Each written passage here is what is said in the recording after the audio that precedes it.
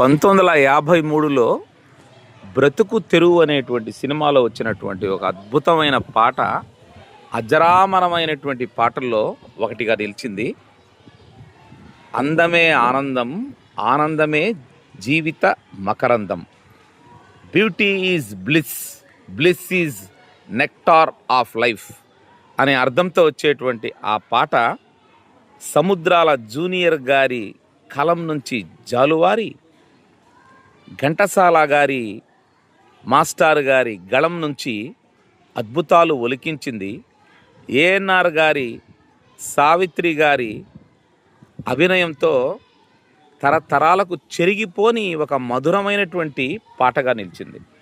ఆ పాట యొక్క రాగము, సాహిత్యము, భావం చూస్తే గనక సకల సౌందర్యము, ఆనందము ఆస్వాదించాలని ఆ పాట ఉద్బోధిస్తుంది.